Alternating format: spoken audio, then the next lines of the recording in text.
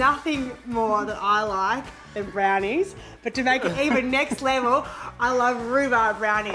I'm going to make a really beautiful dark chocolate and rhubarb Linton that you'll come back for seconds. Can't wait to see you do your brownie because everyone has their different techniques. Like I'm looking at this and this and... Bit of things going on. What we're going to do is I'm going to melt some dark chocolate. Yep. And then when that's almost melted, I'm going to add in the butter. Can I ask questions as we go?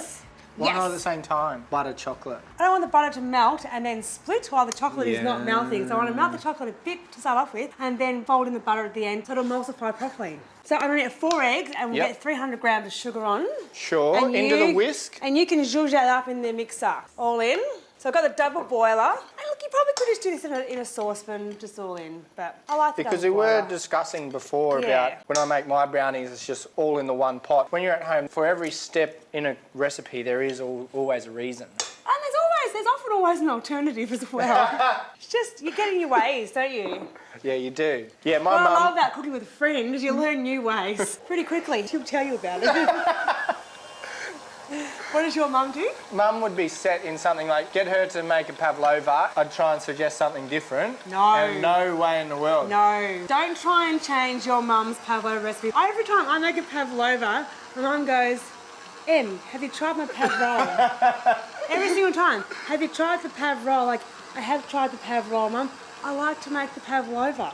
So there's a few things on My Market Kitchen that you're going to realise. We base consistencies on pancake batters. Yes. We talk about pavlovas a lot, and our mums. Our mums. I think everyone has always been influenced from their mum. Like, my mum, when I grew up, she wasn't like the best cook. She's a beautiful cook now. She's a good cook. She's a competent cook, but I remember... And she fed a big family and she fed a station.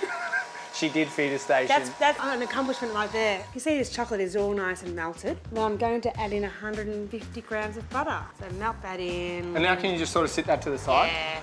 And also let it cool down slightly. Don't want to cook the eggs. No. So how many? 4 eggs, 250 sugar? 300 sugar. 300 sugar. We need a bit of sweetness to counter the sourness of the rhubarb.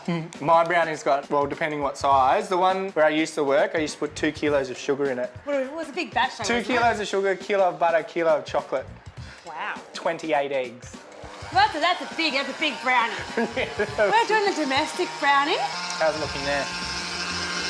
Yeah, it's good. So that is beautiful, all nice and thick and creamy. Incorporate a lot of air in there, so I won't have to use any baking powder. Look at that. You can see all the air in there. Yes. So you're going to fold it all through? Yes, so 100 grams of flour and 150 grams of Australian walnuts. I love walnuts because they are Australian, and they're grown very locally. So a quick rough chop, you can do that actually.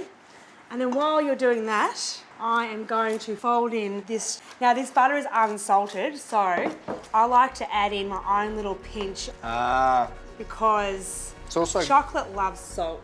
I got this beautiful, beautiful Murray River sea salt from Bill's farm in the deli section.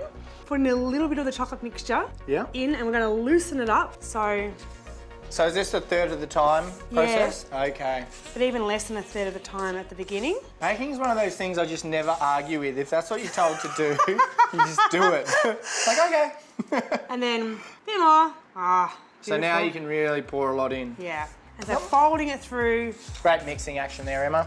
Oh, look, the elbow's up. It's all happening. All right, another bit more. We'll get it in.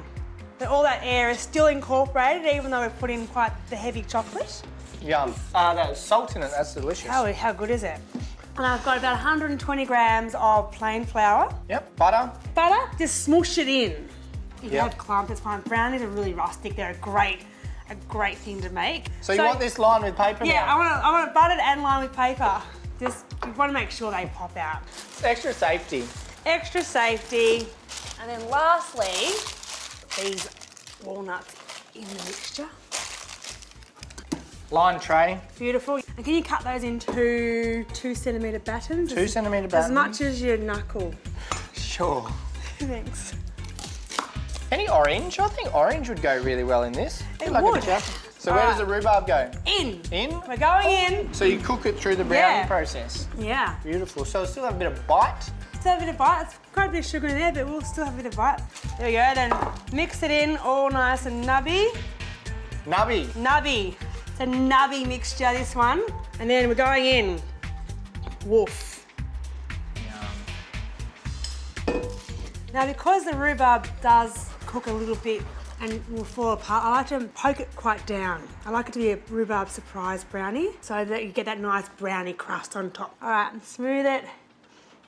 And then tiny little bit of salt on top. Good luck. And then in a 180-degree oven for about 25 to 35 minutes until it's cooked. I like my brownies quite ooey, so I'm going to take mine out just after 25 minutes. Okay. There you go.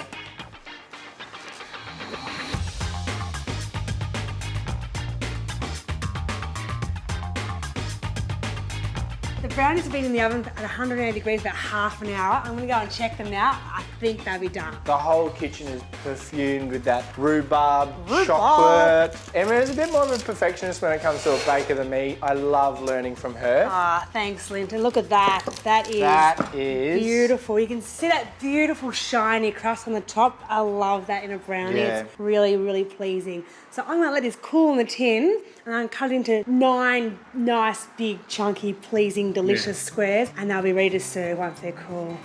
Exciting.